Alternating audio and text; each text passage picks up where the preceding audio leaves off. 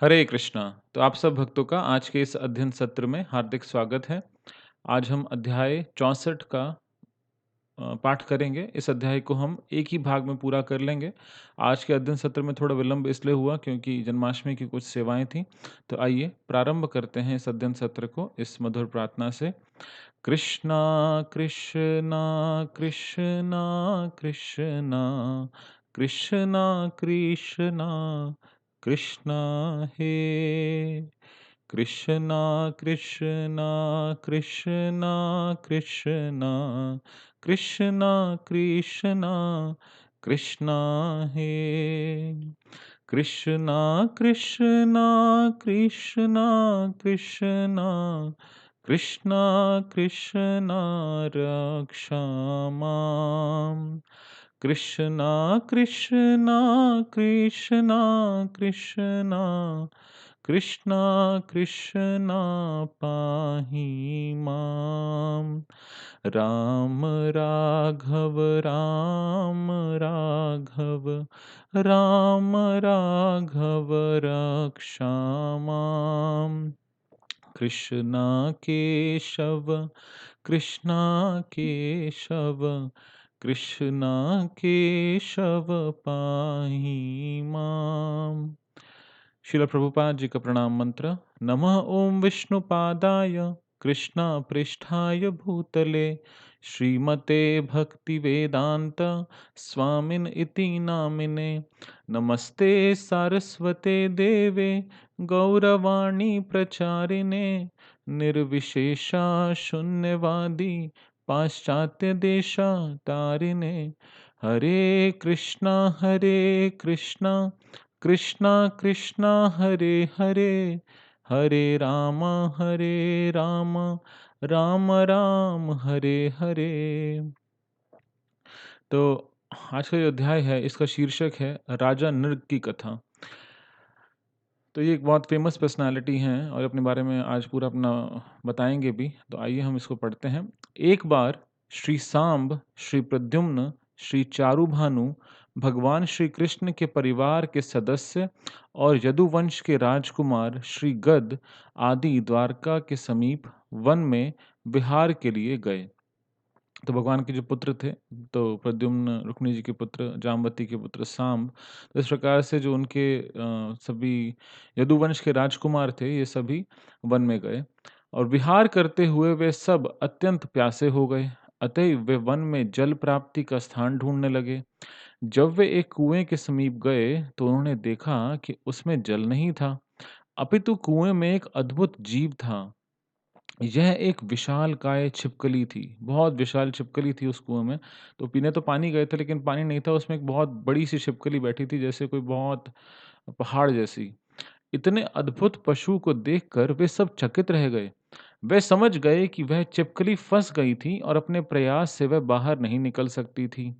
अतः सहानुभूतिवश उन्होंने उस विशाल छिपकली को कुएं से निकालने का प्रयास किया। दुर्भाग्यवश छिपकली को तरह-तरह से निकालने का प्रयास करके भी वह उसे बाहर ना निकाल सके। तो उन्होंने कोशिश किया बट वो छिपकली वो विशाल भी थी और वो निकाल नहीं पाए। जब राजकुमार घर लौटे तब उन्होंने अपनी कथा भगवान श्री कृष्ण के समक्ष सुनाई। भगवान श्री कृष्ण समस्त जीवों के सखा हैं, अतएव अपने पुत्रों का निवेदन सुनकर वे स्वयं उस कुएं के समीप गए। तो बच्चे जो हैं द्वारका के बाहर जो वन था, उसमें गए थे। तो भगवान ने फिर सोचा कि ठीक है, अगर ऐसा कोई जीव है जो फँसा हुआ है, तो भगवान स्वयं उस वन में उस कुएँ पे गए और केवल अपना वाम हस्त यानी कि अपना जो लेफ्ट हैंड है फैलाने मात्र से उस विशाल छिपकली को सरलता से बाहर निकाल दिया। तो हम देखते हैं कि ये जो छिपकली थी, ये स कुएँ में फँसी हुई थी, तो भगवान ने सिर्फ़ अपना लेफ्ट हैंड को आगे एक्सटेंड किया, यानी कि भगवान की भुजाएँ जो हैं वो उन्होंने और लंबी करके उस छिपकली को बाहर निकाल लिया।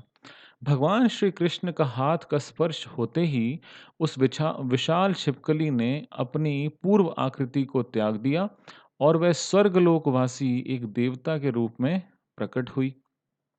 उसके शरीर का वर्ण पिघले हुए सोने के समान चमक रहा था उसने उत्तम वस्त्र तथा कंठ में बहुमूल्य आभूषण धारण कर रखा था। तो जैसे ही भगवान ने उस छिपकली को स्पर्श किया, तो वो छिपकली क्या बन गई? एक बहुत ही सुंदर देवता बन गई। और उसने बहुत अच्छे-अच्छे आभूषण पहने हुए थे। उसका जो शरीर का रंग था वो एकदम मोल्टन पिघले हुए सोने के समान था। तो एकदम से एक ट्रांसफ़ॉर्मेशन हो गया भगवान के छूते ही। और हमने देखा है कि पहले भी एक बार ऐसा हमने देखा है कि भगवान ने इससे पहले भी जब एक सर्प नंद महाराज को निगल निगल रहा था, तो भगवान ने जस्ट आके उसको छुआ था। तो भगवान के छूते ही अ, विद्याधर नामक जो वो सर्प था, वो इमीडिएटली अ, एक बहुत सुंदर देवता के रूप में प्रकट हो गया। तो उसी प्रकार से यहाँ पे भी भगवान के स्पर्श मात्र से ही इस व्यक्ति के अंदर ये जो छिपकली थी, ये एक बहुत सुंदर देवता बन गई।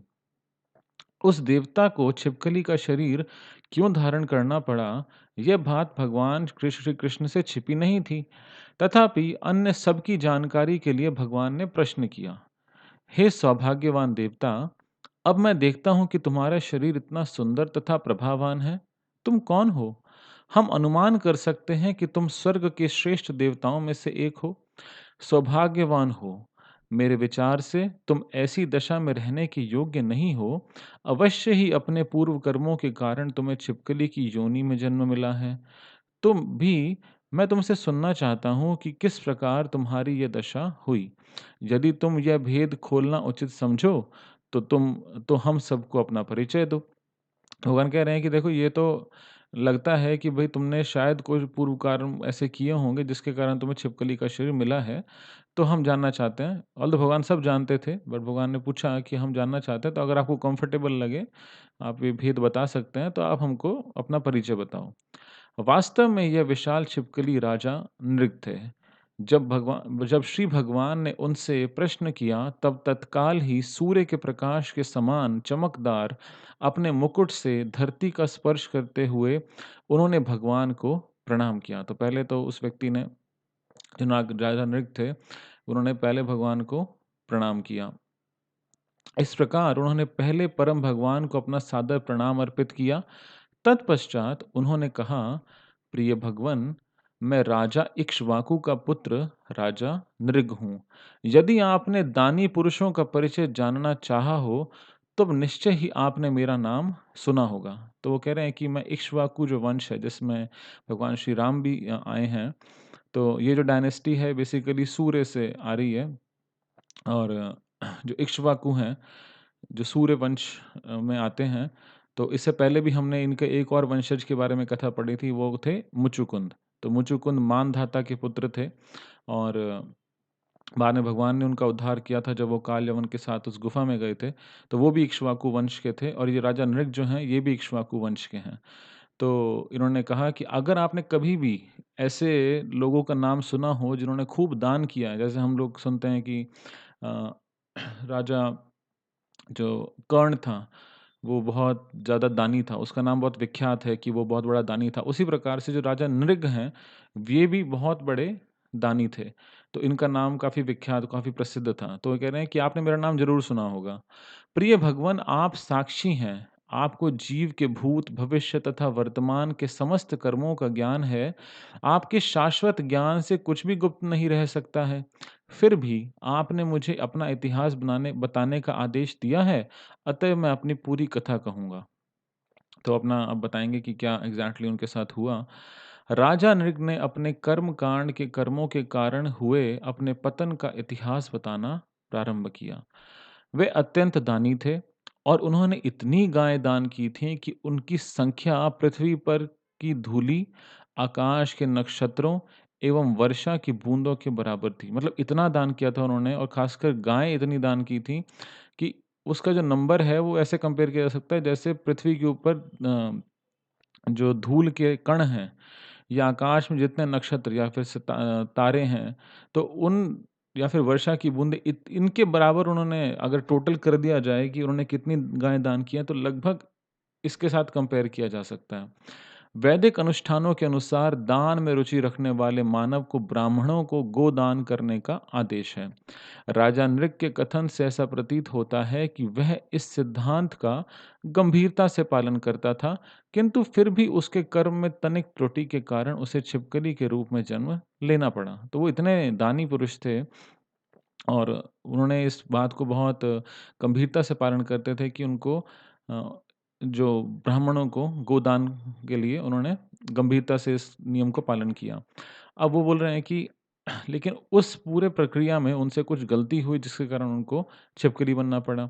अतः भगवत गीता में भगवान ने कहा है कि जो दानी व्यक्ति अपने दान से लाभान्वित होना चाहता है, उसे अपने उपहार श्री कृष्ण को प्रसन्न करने के लिए देने चाहिए। तो दान के भी 3 प्रकार बताए गए हैं कि सत्व गुण में, तमोगुण में और रजोगुण में किया हुआ दान। तो हम भगवद गीता में इसको पढ़ते हैं कि दान के भी जो मोड्स ऑफ नेचर है, जो 3 प्रकृति के 3 गुण हैं, उसके अनुसार दान के भी अलग-अलग स्टेजेज़ हैं। तो यहाँ पे क्या बता रहे हैं कि भगवान बताते हैं गीता में कि जो भी हमें उपहार या फिर दान देना चाहिए, वो भगवान की प्रसन्नता के लिए देना चाहिए। दान देने का अर्थ है पुण्य कर्म करना।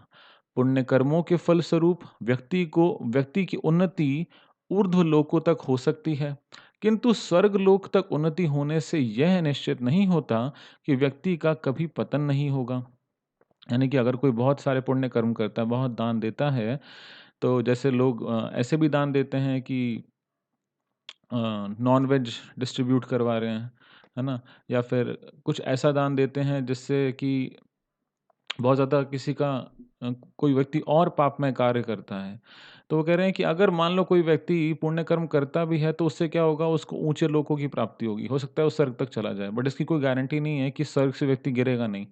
अपितु राजा नृग के उदाहरण से निश्चित रूप से यह सिद्ध हो जाता है कि सकाम कर्म, चाहे पुण्य कर्म ही क्यों ना हो, हमें शाश्वत आनंदमय जीवन प्रदान नहीं कर सकते हैं। जैसा कि भगवद गीता में कहा गया है, पुण्य कर्म अथवा पाप कर्म किसी भी कर्म का फल मानव को बंधन में बांधता है। कर्म फल के बंधन से व्यक्ति तभी मुक्त हो सकता है जब कर्म को श्री भगवान की यज्ञ की भांति संपादित किया जाए। यानी कि 3 प्रकार के कर्म हैं। एक है पहला है कर्म, राइट?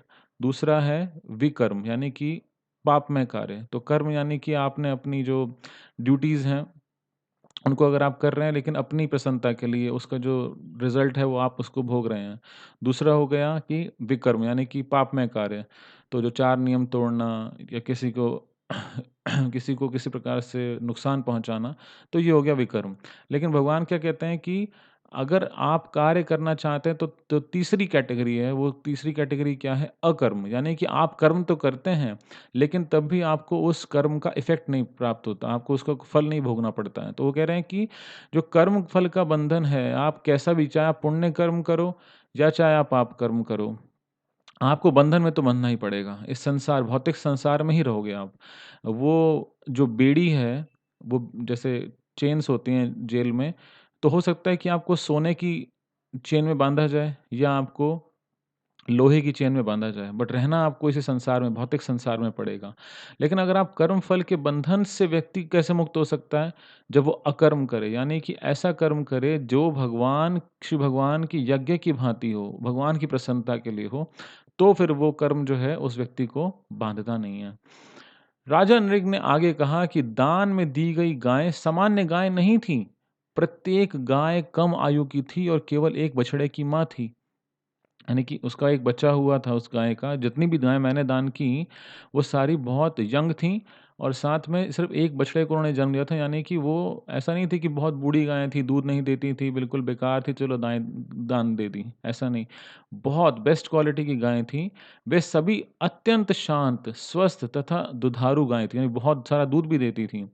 प्रत्येक गाय वैध रूप से उपार्जित धन से खरीदी गई थी और ये भी नहीं कि ब्लैक मनी से खरीदी हुई थी। वो पूरा एकदम लीगल वैध रूप से जो धन कमाया गया था उससे ली हुई थी। इसके अतिरिक्त उनके सींग स्वर्ण मंडित थे, उनके खुरों पर चांदी मढ़ी हुई थी और उनके ऊपर मोती तथा स्वर्ण हारों से कढ़ाई किए हुए रेशमी दुशाले डाले गए थे। बहुत अच्छे से उनको डेकोरेट किया गया था और बिल्कुल सोने से, चांदी से। तो खूब अच्छे से उनकी जो बेस्ट क्वालिटी गायें और सबसे इतना सजा के उनको दान में दिया गया था। राजा ने कहा कि बहुमूल्य वस्तुओं से अलंकृत ये गायें किसी ऐरे-गैरे को नहीं दी गई थी, अपितु इनमें प्रथम कोटि के ब्राह्मणों में वितरित किया गया था। इन ब्राह्मणों को राजा पहले से ही उत्तम वस्त्रों तथा स्वर्ण अलंकारों से भूषित करते थे। वे ब्राह्मण अत्यंत योग्य थे, वे संपन्न नहीं थे और उनके परिवार के सदस्य सदैव जीवन की आवश्यकताओं से वंचित रहते थे। और जिनको दान दिया, वो भी ऐसे कोई मतलब राह चलते व्यक्ति को नहीं दिया था। वो लोग खुद ब्राह्मण थे, फर्स्ट क्लास ब्राह्मण थे, प्रथम कोटि के और गाय देने से पहले उनको खूब सारे वस्त्र और आभूषण दिए गए थे। बट प्रॉब्लम कहाँ पे आई कि वे ब्राह्मण अत्यंत योग्य थे, मतलब वो जो ब्राह्मण थे, वो बहुत क्वालिफ़ाइड थे और वो ऐसा कोई नहीं थे कि बहुत ज़्यादा संपन्न थे कि बहुत रईस ख़ानदान था उन ब्राह्मणों का, वो ऐसे थे कि आवश्यकताओं से उनके परिवार जो है हमेशा जूझता रहता था। एक सच्चा ब्राह्मण क्षत्रियों अथवा वैश्यों के समान विलासी जीवन के लिए धन संग्रह नहीं करता। उसे ज्ञात रहता है कि धन मन को जीवन के भौतिकवादी पथ की ओर मोड़ देता है, अतएव वह सदैव स्वयं को दरिद्रावस्था में रखता है। तो जनरली ब्राह्मणास का जो कार्य होता था कि वो एक तो शिक्षा देते हैं, यानी कि पढ़ाते हैं दूसरों को और दान करते हैं। ऐसा नहीं कि ब्राह्मण को अगर बहुत सारा दान मिल जाए तो वो ब्राह्मण उसको संचित करेगा या उसको संग्रह करेगा। वो एकत्र करके नहीं रखते, वो आगे दान कर देते हैं। तो इसीलिए वो कह रहे हैं कि ये जो ब्राह्मण हैं वो क्या उनको पता है कि वो कभी धन संग्रह नहीं करते। वो क्योंकि उसे पता है कि अगर धन होगा तो वो मन को भौतिकवादी जीवन की तरफ पथ की तरफ मोड़ता है और इसलिए वो अपने आप को जनरली बहुत दरिद्र अवस्था में गरीबी में ही जीना पसंद करते हैं कि भगवान के भजन में उससे मन रहता है, नहीं तो मन पूरे समय भौतिकतावाद के पथ पे भागता है।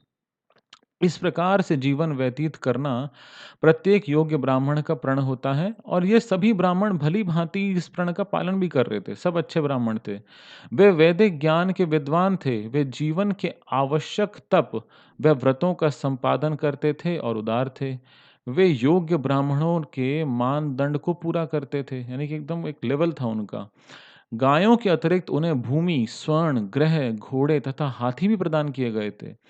अविवाहित ब्राह्मणों को पत्नियां, दासियां, अन्न, चांदी पात्र, वस्त्र, रत्न, गृह उपयोगी सज्जा तथा रथ आदि प्रदान किए गए थे। तो जिन ब्राह्मणों की विवाह नहीं हुआ था, उनको पत्नियाँ भी दी गई थीं, उनको दासियाँ भी दान में दी गई थीं, तो उनको सब कुछ जो उनके जीवन यापन के लिए चाहिए, सब दिया गया था। यह दान वैदिक विधि के अनुसार एक यज्ञ के रूप में दिया गया। राजा ने यह भी कहा कि उन्होंने न केवल ब्राह्मणों को उपहार दिए थे, अपितु उन्होंने कुएँ खुदवाने, मार्गों के किनारे वृक्षारोपण करवाने तथा राजमार्गों पर जलाशय बनवाने जैसे पुण्य कर्म भी किए थे। तो मतलब उनकी लाइफ को अगर आप स्टडी करेंगे तो उन्होंने अपनी पूरी लाइफ के अंदर खूब पुण्य कर्म किए थे। मतलब जितना एक व्यक्ति अधिक से अधिक प्रयास कर सकता है, उससे भी ज़्यादा उन्होंने किए थे।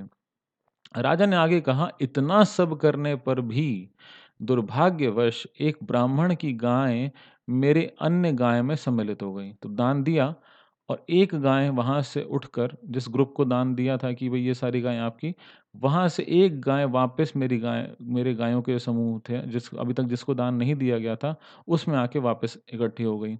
इस बात का ज्ञान ना होने के कारण मैंने उसे पुनः एक अन्य ब्राह्मण को दान में दे दिया और एक और ब्राह्मण को जब दान देने लगा तो जो गाय पहले वाले ब्राह्मण की वापस मेरे ग्रुप में आ गई थी या मेरे पास जो स्टॉक है उसमें आ गई थी, तो वहाँ से वो गाय उन्होंने एक और ब्राह्मण को दे दी।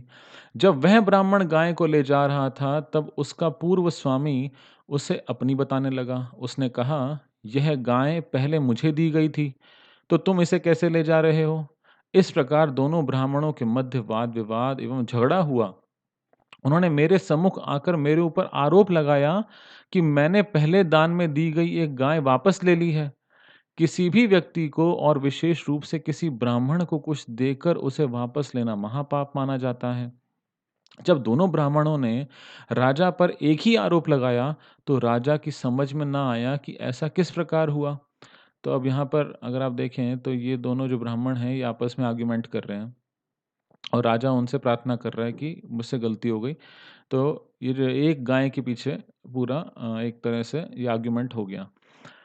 तत्पश्चात राजा ने अतिशय विनयपूर्वक उस एक झगड़ा कराने वाली गाय के बदले में प्रत्येक को 1-1 लाख गाय देने का प्रस्ताव किया। उन्होंने कहा कि आप एक गाय छोड़ो, मैं आपको दोनों को, आपको भी 1 लाख और आपको भी 1 लाख गाय देने को मैं तैयार हूँ, आप बस इस बात को ही शांत कर दो। उन्होंने उनसे प्रार्थना की कि वे उन ब्राह्मणों के सेवक थे और उनसे कोई भूल हो गई है। इस प्रकार उस भूल को सुधारने के हेतु उन्होंने उनसे प्रार्थना की कि वे राजा पर दया करें और एक गाय के बदले में 1 लाख गाय दिए जाने का प्रस्ताव स्वीकार कर लें। राजा ने बारंबार ब्राह्मणों से प्रार्थना की कि वे इस दोष के कारण उसको नरक में गिरने से रोक लें। उन्होंने कहा कि भाई, अगर आप इस प्रकार नाराज़ हो जाएँगे, तो क मैं कुछ अच्छा कार्य कर रहा था, एक छोटी-सी त्रुटि के कारण मुझे नरक जाना पड़ेगा। ब्राह्मण का धन ब्रहस्व कहलाता है और मनु के नियम के अनुसार इसे सरकार भी नहीं ले सकती है। दोनों ब्राह्मण यही कहते थे कि गाय उनकी है और किसी भी दशा में वापस नहीं ली जा सकती है। दोनों में से कोई भी 1 लाख गायों को अपने गाय बदलने को सहमत नहीं था। उन्होंने ये भी प्रस्ताव रिजेक्ट कर दिया कि मुझे 1 लाख गाय भी नहीं चाहिए, मेरे को यही गाय चाहिए। तो दोनों इस बात पे अड़े रहे। इस प्रकार राजा के प्रस्ताव से असहमत होकर दोनों ही ब्राह्मण क्रोध में भरकर महल से चले गए। दोनों ही सोचते थे कि उनके वैधानिक पद का बलपूर्वक हनन हुआ। तो उनको लगा कि हमारा जो मतलब तिरस्कार हुआ है और उन्होंने फ़ोर्सफुली मुझसे ये गाय वापस छीनी है, तो वो नाराज़ हो गए। इस घटना के पश्चात जब राजा के शरीर त्यागने का समय आया, यानी कि राजा बूढ़ा हुआ और वो उनकी मृत्यु हुई, तो अब यहाँ पे उन्होंने यमराज जी के समक्ष उन्हें ले जाया गया। तब उन्हें यमराज के समक्ष ले जाया गया। तो अब उनका जो है इवैल्यूएशन है। यमराज ने उनसे पूछा, तुम पहले अपने पुण्य कर्मों के फल का उपभोग करना चाहते हो अथवा पाप कर्मों का फल भोगना चाहते हो? तो उनसे पूछा गया कि क्या क्या चूज़ करते हो पहले? यमराज ने यह भी संकेत दिया कि राजा ने इतने पुण्य कर्म एवं दान किए हैं कि नृग के सुख उपभोग की सीमा उन्हें ज्ञात नहीं थी। इतना पुण्य करके आया था वो व्यक्ति कि लिमिट ही नहीं थी उसके सुख के, जो उपभोग उसे मिलेंगे। राजा के भौतिक सुख की कोई सीमा नहीं थी, किंतु इस संकेत के प्राप्त होने पर भी वे चकित थे। उन्होंने प्रथम अपने पापों का फल भोगने और तदुपरांत अपने पुण्य कर्मों का फल स्वीकार करने का निश्चय किया। अतएव यमराज ने तत्काल उन्हें एक छिपकली बना दिया। तो उन्होंने कहा कि ठीक है, आप मुझे मेरे पाप कर्मों का फल पहले दे दीजिए। तो हम देखते हैं कि जो राजा हैं, उन्होंने इतने सारे पुण्य कर्म किए अपने पूरे जीवन में, लेकिन फिर भी एक छोटी-सी मिस्टेक से उनको छिपकली बनना पड़ा। तो अब प्रॉपर इसका इसका जो लेसन है वो हम इसे बताएँगे। राजा नृग एक विशाल छिपकली के रूप में दीर्घ काल तक एक कुएं में पड़े रहे। उन्होंने भगवान श्री कृष्ण से कहा, जीवन की उस निकृष्ट अवस्था में रहने पर भी मेरी स्मरण शक्ति का कभी नाश नहीं हुआ और हे भगवन, मैं केवल आपका स्मरण करता रहा। तो उन्हें कुछ ऐसी कृतियाँ थी उनके जीवन में कि वो भगवान का स्मरण कर रहे थे पूरी उस समय पे भी, छिपकली बने हुए तब भी। राजा नृग के इन कथनों से प्रतीत होता है कि जो लोग सकाम कर्म के नियम का अनुसरण करते हैं और भौतिक लाभ प्राप्त करते हैं, वे बुद्धिमान नहीं होते हैं। यमराज के द्वारा एक चीज चुनने का अवसर दिए जाने पर राजा नृग प्रथम अपने पुण्य कर्मों का फल स्वीकार कर सकते थे, किंतु इसके स्थान पर उन्होंने सोचा कि पापों का फल पहले भोगकर बाद में अपने पुण्य कर्मों के फल का निर्बाध आनंद प्राप्त करना अधिक उत्तम होगा। तो उन्होंने सोचा कि पहले जो भी प्रॉब्लम्स हैं उनको फेस कर लेते हैं और उसके बाद फिर अपने पुण्य कर्मों का जो आनंद आराम से चिल मार के वो आनंद भोगेंगे। कुल मिलाकर उनमें श्री कृष्ण भक्ति का विकास नहीं हुआ था। उन्होंने ये प्लान नहीं किया था कि मुझे भगवान की भक्ति करनी है। उन्होंने ये सोचा कि चलो पहले पाप का भोग लेते हैं और उसके बाद फिर पुण्य का आराम से, उसके बाद कोई हमें चिंता नहीं रहेगी। कृष्ण भावना भावित व्यक्ति में भगवान श्री कृष्ण के प्रति प्रेम विकसित हो जाता है उसे पुण्य अथवा पाप कर्मों से कोई प्रेम नहीं होता है। अतएव वह ऐसे कर्मों के फल का भागी नहीं होता है। जैसा कि ब्रह्म संहिता में कहा गया है कि भगवान की कृपा से भक्त सकाम कर्मों के फल का भागी नहीं होता है। यानी कि अगर उसने कोई कर्म भगवान की जो कृपा है, उसके कारण क्या उसको प्राप्त होता है कि अगर उसने कोई कर्म किए भी हैं, तो उसके फल का उसे भागी नहीं बनना पड़ता, वो बंधन में नहीं बनता है। अपने पुण्य कर्मों के फल स्वरूप किसी न किसी प्रकार राजा नृग ने भगवान के दर्शन की अभिलाषा की थी। तो कोई रीज़न रहा होगा, कहीं पे भी उसने जो भी पुण्य कर्म किए, तो उसको किसी तरह से भगवान के दर्शन की अभिलाषा थी। उन्होंने आगे कहा, प्रिय भगवन, मेरी तीव्र अभिलाषा थी कि किसी दिन मैं स्वयं आपके दर्शन कर सकूं। मेरे विचार में शास्त्र उक्त एवं दान कर्मों के संपादन में मेरी अभिरुचि तथा आपके दर्शन करने की मेरी तीव्र अभिलाषा, इन दोनों के संयोग के कारण ही मैं अपने पूर्व जन्म का स्मरण रख सका हूँ। तो आमतौर पे किसी को अपना पूर्व जन्म याद नहीं रहता है। लेकिन वो कह रहे हैं कि मैंने इतना मेरे को ऐसा लगता है कि मैंने जो दान कर्म किया, उसमें मेरी जो रुचि थी और आपके दर्शन को लेके मेरी बहुत तीव्र अभिलाषा थी, इन दोनों के कारण मुझे अपना पूर्व जन्म याद था। यद्यपि मैं एक छिपकली बन गया हूँ, तथापि मुझे स्मरण है कि पूर्व जन्म में कौन था। पूर्व जन्म का स्मरण रखने वाला व्यक्ति जाति स्मर कहलाता है। तो अगर किसी व्यक्ति को अपना पूर्व जन्म याद रहे, तो उसे जाति स्मर कहते हैं शास्त्रों में। तो आमतौर पे हम देखते हैं कि अभी भी कुछ बच्चे हैं जो अपने पूर्व जन्म को याद थोड़ा बहुत उनको याद रह जाता है। तो ऐसे बहुत सारे केस स्टडीज़ भी आते हैं जिसमें बच्चों को अपना रीइन्कार्नेशन के हमें प्रूफ्स दिखते हैं। तो प्रिय भगवन, आप प्रत्येक व्यक्ति के हृदय में आसीन परमात्मा हैं। अनेक महान योगी ऐसे हैं जिसके पास वेदों तथा उपनिषदों के माध्यम से आपके दर्शन करने वाली दृष्टि है। गुणों में आपके समान होने की उन्नत अवस्था को प्राप्त करने के लिए वे सदैव अपने हृदय में आपका ध्यान करते हैं। यद्यपि ऐसे श्रेष्ठ संत अपने हृदय में निरंतर आपके दर्शन कर सकते हैं, तथापि वे आपको अपने नेत्रों से नहीं देख सकते हैं। अतएव मैं व्यक्तिगत रूप से आपके दर्शन करने में समर्थ हूँ।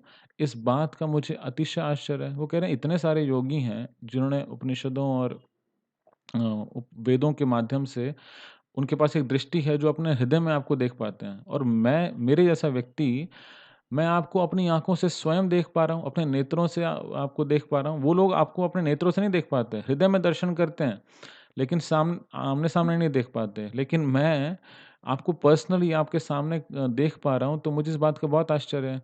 मुझे ज्ञात है कि मैं एक राजा के रूप में अनेक कार्यों में संलग्न था। यद्यपि मैं विलास एवं ऐश्वर्य के बीच था तथा भौतिक शरीर के इन दुख तथा सुख का भागी हुआ था, तथापि मैं इतना भाग्यवान हूँ कि मुझे व्यक्तिगत रूप से आपके दर्शन का सौभाग्य प्राप्त हुआ है। जहाँ तक मुझे ज्ञात है, जब व्यक्ति भौतिक शरीर से मुक्त हो जाता है, तब वह इस प्रकार आपके दर्शन कर सकता है। कह रहे हैं कि मैं सब चीज़ों में भोग विलास में था, ऐश्वर्य के बीच में रहता था, लेकिन और मैंने सारे सुख-दुखों का मैं भागी बना, लेकिन फिर भी मेरे ऊपर इतना फॉर्च्यून है मेरा कि मैं आपका दर्शन मुझे आज प्राप्त हो रहा है। तो ऐसा कब हो सकता है? जब उस व्यक्ति को उसका जो भौतिक शरीर है वो तो भगवान की अहेतुकी कृपा है। हो सकता है वो बहुत समय तक इसी प्रकार से छिपकली बन के रहते, लेकिन भगवान के हृदय में जो करुणा है, भगवान की जो कृपा है, उसके कारण जो राजा नृग हैं, भगवान ने आके उनका स्वयं उद्धार किया। जब राजा नृग ने अपने पापों का फल स्वीकार करने का निश्चय किया, तब उसके पुण्य कर्म में हुए दोष के कारण उसे छिपकली का शरीर दिया गया। इस प्रकार उसे प्रत्यक्ष रूप से किसी देवता के समान जीवन के उच्च स्तर की प्राप्ति ना हो सकी। तो पुण्य इतने थे कि उनको एक्चुअली में देवता बनना चाहिए था, लेकिन क्योंकि उन्होंने पाप कर्म पहले एक्सेप्ट किए, तो वो छिपकली बने। किंतु अपने पुण्य कर्मों के साथ-साथ वह श्री कृष्ण का चिंतन करता रहा। अतएव उसे शीघ्र ही छिपकली के शरीर से मुक्ति मिल गई और उसे देवता का शरीर दिया गया। तो अब जो उसका हम शरीर देख रहे हैं, वो वास्तविकता में उसके पुण्य कर्मों के कारण उसका जो उसको मिलना था, वो हम देख पा रहे हैं। परम भगवान की उपासना के द्वारा जो लोग भौतिक ऐश्वर्य की इच्छा करते हैं, उन्हें शक्तिशाली देवताओं का शरीर दिया जाता है। कभी-कभी यह देवता भगवान श्री भगवान का प्रत्यक्ष दर्शन कर सकते हैं, किंतु फिर भी वे आध्यात्मिक राज्य वैकुंठ लोक में प्रवेश करने के अधिकारी नहीं होते। तो पापा जी यहाँ पे क्या बता रहे हैं कि ऐसा होता है कि जो शक्तिशाली देवता हैं, स्पेशली जो जिनको बहुत बड़ी-बड़ी रिस्पॉन्सिबिलिटीज़ दी जाती हैं, वो भगवान का प्रत्यक्ष दर्शन भी कर सकते हैं। भगवान श्वेतद्वीप में रहते भी हैं यहाँ पे, तो ज सारे देवता गए भी थे उनसे प्रार्थना करने के लिए।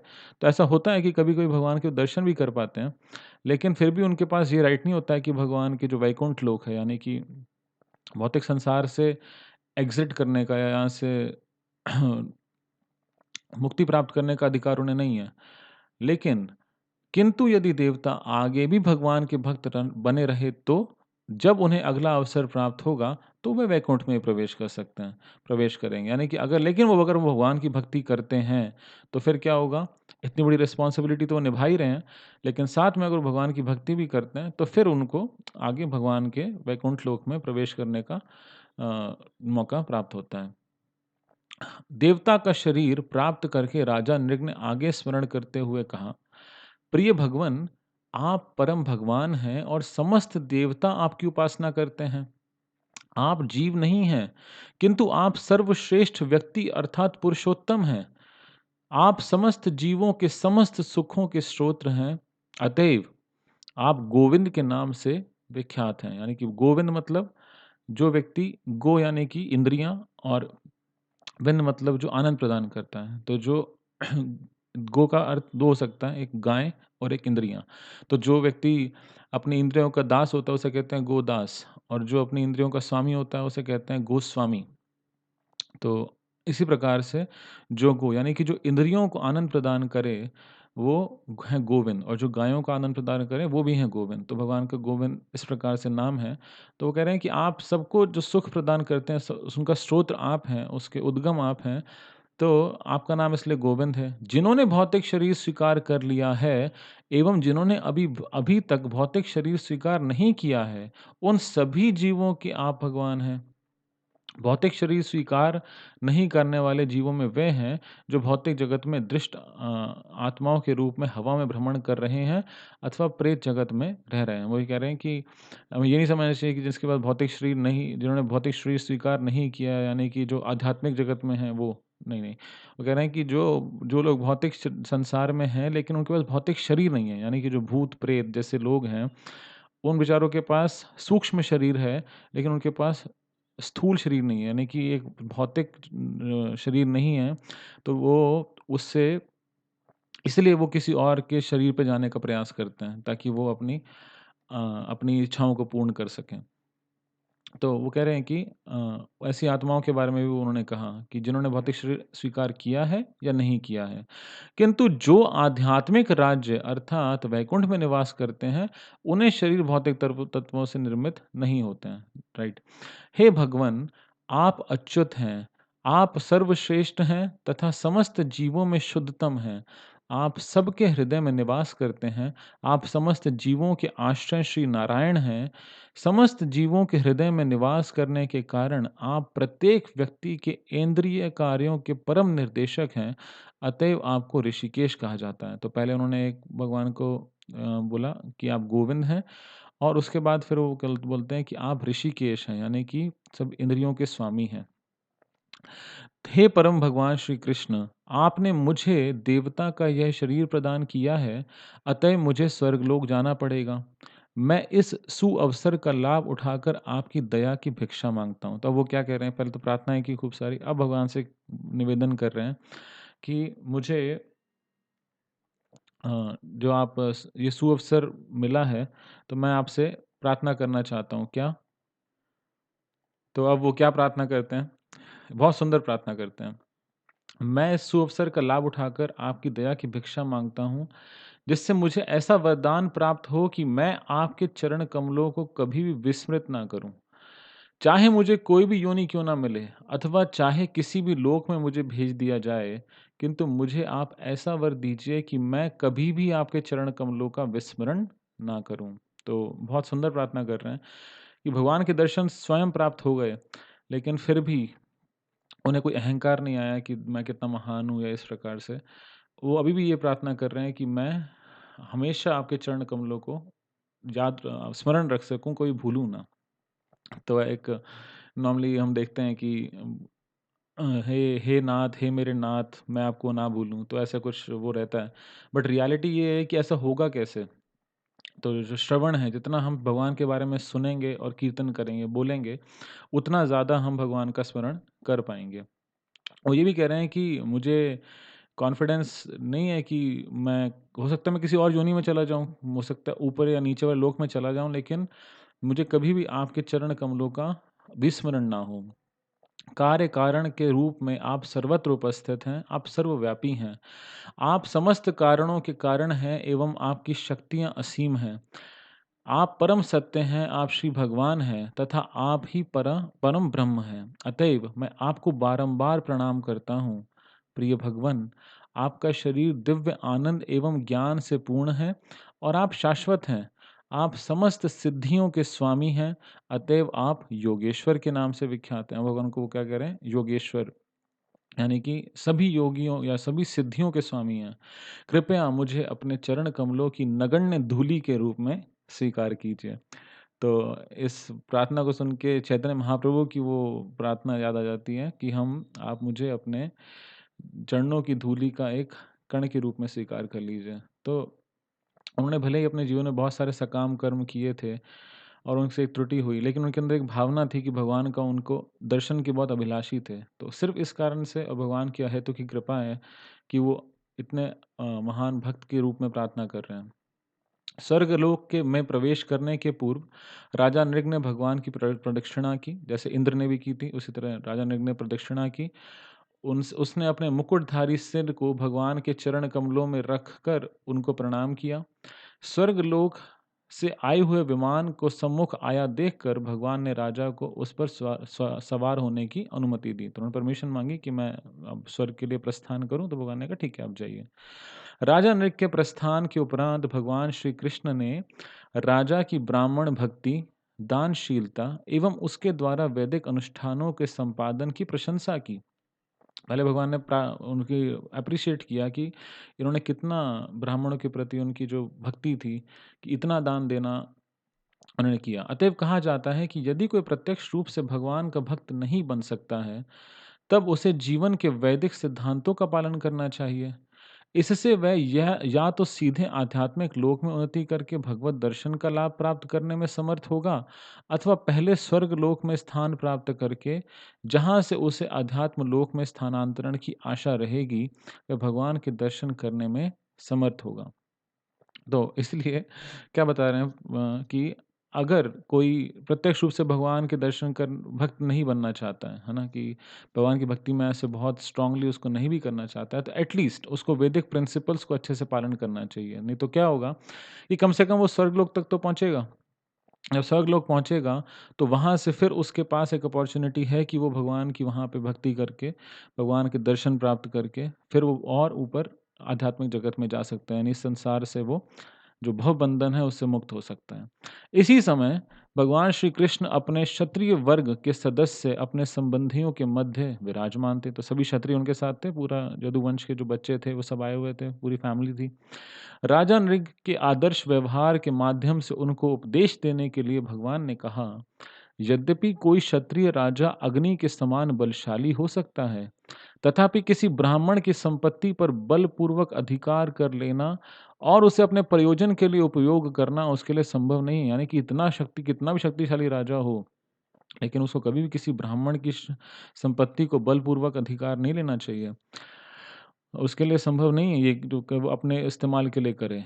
यदि ऐसा है, तब मिथ्या ही स्वयं को इस भौतिक जगत में सर्वाधिक शक्तिमान समझने वाले साधारण राजा किस प्रकार ब्राह्मण की संपत्ति पर बलपूर्वक अधिकार कर सकता है? तो बड़े से बड़ा राजा ऐसा नहीं कर सकता, तो ये जो साधारण से राजा हैं वो ऐसा कैसे कर सकते हैं?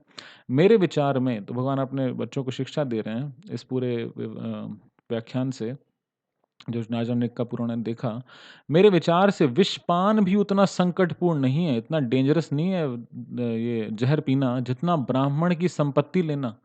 साधारण विष का उपचार हो सकता है, व्यक्ति को इसके प्रभाव से मुक्ति मिल सकती है, किंतु यदि कोई ब्राह्मण की संपत्ति हरने का विषपान करता है, तो उस दोष के लिए कोई उपचार नहीं है। इस तथ्य के आदर्श उदाहरण राजा नृग थे। वे अत्यंत शक्तिशाली एवं पुण्यात्मा थे, किंतु अनजाने में एक ब्राह्मण की गाय पर अधिकार कर लेने की छोटी सी भूल के परिणाम स्वरूप उन्हें छिपकली के निंदनीय जीवन का दंड मिला।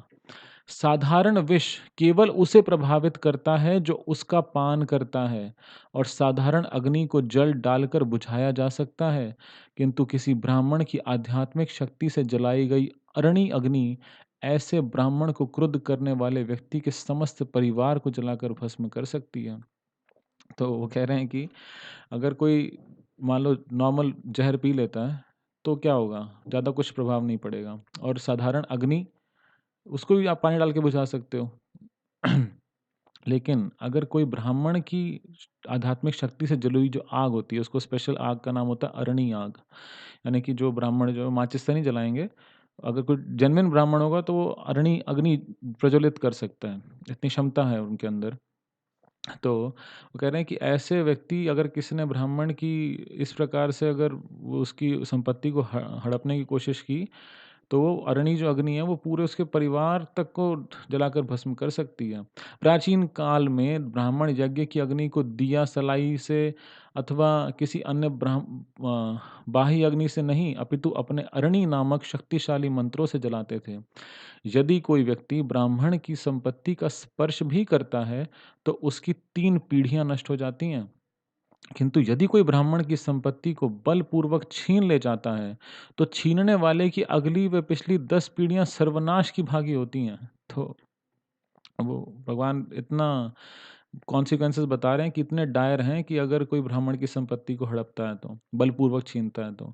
दूसरी ओर यदि कोई वैष्णव अथवा भगवान का भक्त बन जाता है, तो उसके परिवार की उसके जन्म से पूर्व तथा पश्चात की 10 पीढ़ियाँ मुक्त हो जाती हैं। और यही अगर कोई व्यक्ति भक्त बन जाए भगवान का, तो उसके 10 पीढ़ियाँ आगे की और पीछे की उनका उद्धार हो जाता है। तो हम देखते हैं कि कर्मकांड जो है वो बहुत सेंसिटिव है, बहुत डेलिकेट है। अगर छोटी-सी भी गलती आपसे हो गई, तो सीधा क्या होगा? बहुत बड़ा नुकसान होगा। सिर्फ़ आपको नहीं, आपके परिवार को, आपके पीढ़ियों को होगा। लेकिन यही अगर भक्ति को देखा जाए, तो भक्ति के अंदर कोई डिक्लाइनेशन नहीं आता है, कोई डिटेरियोरेशन नहीं होता है। अगर आपसे कोई मिस्टेक हो भी जाती है, तो एटलीस्ट आप उस स्तर से गिरेंगे नहीं। भक्ति आपकी जो है वो एज़ इट इज़ रहेगी। बट हाँ, हमको अपराध नहीं करना चाहिए भक्तों के प्रति। वो बहुत खतरनाक है भक्ति के लिए। तो इसलिए एक एग्ज़ाम्पल हमारे सामने जीता जागता है कि कर्म कांड जो है वो बहुत डेलिकेट है, उसके अंदर हर चीज़ बड़ी ध्यान से करनी पड़ती है। ये छोटी-सी भी गलती आपको, आप बड़े से बड़े पुण्यकर्मी हों, लेकिन एकदम से आपको नीचे गिरा सकती है। भगवान श्री कृष्ण ने आगे कहा, यदि अपने धन, बल तथा प्रतिष्ठा पर अभिमान करने वाला कोई राजा ब्राह्मण की संपत्ति पर अधिकार करना चाहता है, तो समझना चाहिए कि वह अपने लिए नर्क का मार्ग प्रशस्त कर रहा है। बिल्कुल सफाई कर रहा है कि अब नर्क के रास्ते के लिए कि चलो सीधे-सीधे नर्क जाएँगे, अगर कोई ऐसा करता है तो। उसे ज्ञात नहीं रहता है कि इस मूर्खतापूर्ण कार्य के लिए उसे कितना कष्ट सहन करना पड़ेगा। यदि कोई किसी ऐसे उदार ब्राह्मण की संपत्ति छीन लेता है, जिस पर एक विशाल परिवार आश्रित हो, तब ऐसा छीनने वाला व्यक्ति कुंभीपाक नर्म नामक नरक में डाल दिया जाता है। न केवल वह इस नरक में डाला जाता है, अपितु उसके परिवार के सदस्यों को भी वही जीवन की दशा स्वीकार करनी पड़ती है, अर्थात उन्हें भी कुंभीपाक नरक में जाना पड़ता है। तो कुंभीपाक एक बहुत ऐसा नरक है जो बहुत डरावना है, और उसके अंदर बहुत प्रताड़ना दी जाती है। तो अगर कोई व्यक्ति किसी ब्राह्मण के संपत्ति को छीनना चाहे या करता भी है ऐसा, तो उसको ऐसी दशा ना सिर्फ उसको, उसके परिवार को भी दी जाती है। यदि कोई व्यक्ति ब्राह्मण को पुरस्कार स्वरूप में दी गई संपत्ति अथवा उसके द्वारा दान की गई संपत्ति को छीनता है, तब उसे कम से कम 60,000 वर्ष तक मल में रहने वाले कृमि की भांति घृणित जीवन व्यतीत करने का दंड प्राप्त होता है। अगर किसी ब्राह्मण को आपने कुछ दान दिया और वापस उसी संपत्ति को फिर छीनने का प्रयास किया, तो क्या बनता है? कृमि यानी कीड़ा बनता है। किसमें? मल में रहने वाला। कब तक? 60,000 वर्षों तक। तो इतना प्रोन है ये, सेंसिटिव है ये प्रॉब्लम से। तो भगवान बता रहे हैं अपने जो पुत्र हैं उन सबको ये शिक्षा दे रहे हैं इस पूरे एपिसोड से कि आपको कितना सेंसिटिव होना चाहिए। भगवान ब्राह्मणों के प्रति बहुत बहुत ज़्यादा प्रेम स्नेह रखते हैं। अतएव हे मेरे पुत्रों तथा उपस्थित बंधु बांधवों, मैं तुमको उपदेश देता हूँ कि भूल से भी किसी ब्राह्मण की संपत्ति ना लो, और इस प्रकार अपने संपूर्ण परिवार को दूषित ना करो। यदि कोई ब्राह्मण की संपत्ति को बलपूर्वक लेने का प्रयास ना करे, अपितु केवल ऐसा विचार भी करे, तो उसकी आयु कम हो जाएगी। वह अपने शत्रुओं के हाथों परास्त हो जाएगा और अपने राजसी पद से वंचित होकर देह त्याग करने पर वह एक सर्प बन जाएगा। सिर्फ सोचता भी अगर कोई व्यक्ति ऐसा तो भी। तो एक सर्प अन्य सब जीवों को कष्ट देता है। हे पुत्रों एवं बंधु बांधवों, मैं तुमको परामर्श देता हूँ कि यदि कोई ब्राह्मण तुमसे क्रुद्ध हो जाता है और गाली देता है अथवा कोई मर्म भेदी बात कहता है, तब भी तुम उसका प्रतिकार नहीं करना चाहिए। अगर कोई तुम्हें कोई बुरा भला कह भी देता है, रिएक्ट मत करो। कोई बुरा उसका कुछ भी रिएक्ट मत करो। इसके विपरीत तुम्हें मुस्कुराना चाहिए, उसकी बात सहन करनी सीखनी चाहिए, बात सहन करनी चाहिए तथा ब्राह्मण को प्रणाम करना चाहिए। तुमको भली-भाँति ज्ञात है कि मैं भी दिन में 3 बार अत्यंत आदरपूर्वक ब्राह्मणों को प्रणाम करता हूँ। अतएव तुमको मेरे उपदेश तथा उदाहरण का अनुसरण करना चाहिए। जो इनका अनुसरण नहीं करता, उसे मैं कभी क्षमा नहीं करूँगा, अपितु उसे दंड दूँगा। तुमको राजा नृग के उदाहरण से सीखना चाहिए कि यदि कोई अनजाने में भी ब्राह्मण की संपत्ति पर अधिकार कर लेता है, तो उसे जीवन की कष्टप्रद स्थिति में डाल दिया जाता है। इस प्रकार बद्ध जीवों के शुद्धिकरण में निरंतर संलग्न रहने वाले भगवान श्री कृष्ण ने न केवल अपने परिवार के सदस्यों तथा द्वारका वासियों को उपदेश दिया, अपितु मानव समाज के समस्त सदस्यों को उपदेश दिया। इसके उपरांत भगवान ने अपने महल में प्रवेश किया। तो इस पूरी कथा से हम एक चीज़ समझते हैं कि कोई व्यक्ति ये पूछ सकता है ये प्रश्न कि आज तो क्वालिफाइड ब्राह्मण है ही नहीं। कौन सा ऐसा ब्राह्मण है जो अग्नि जला सकता है, अरणी अग्नि जला सकता है कोई? आजकल तो कोई ऐसा है नहीं। तो वैसे शास्त्र भी कहते हैं कि कलो शूद्र संभव, हर व्यक्ति जिसका भी जन्म होता है, वो शूद्र होता है। उसके बाद संस्कार से संस्कारात् भवेत् द्विज, वो तब द्विज बनता है यानी ब्राह्मण बनता है। ऐसा तो कोई व्यक्ति है नहीं। बट हाँ, एक चीज़ हम समझ सकते हैं कि भगवान जिस प्रकार ब्राह्मणों से बहुत प्रेम करते हैं, उसी प्रकार भगवान वैष्णवों से भी बहुत प्रेम करते हैं। तो ये जो सिद्धांत है, हम इससे सीख सकते हैं कि हमको वैष्णवों के साथ ऐसा संबंध रखना चाहिए, जैसे भगवान बता रहे हैं। और ऐसा हमारे संस्था में हम देखते भी हैं कि बहुत सारे भक्तों की ब्राह्मण दीक्षा हो जाती है, होती है। उनको दूसरा स उनका जो संस्कार होता है जिसमें वो जनेऊ धारण करते हैं, गायत्री करते हैं, तो जो सेकंड इनिशिएशन जिसे कहते हैं, जिससे वो डीटीज़ की सेवा कर पाते हैं।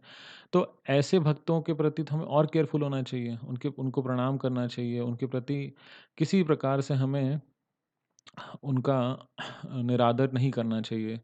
और एक चीज़ और हमको समझना चाहिए कि हम जैसे प्रभुपाद जी की संस्था के लिए हमको बहुत सारे लोग कभी दान देते हैं, तो हमको कभी वो अपने पर्सनल यूज़ के लिए यूज़ नहीं करना चाहिए। क्योंकि अगर कोई ऐसा करेगा तो प्रभुपाद जी तो परम वैष्णव हैं।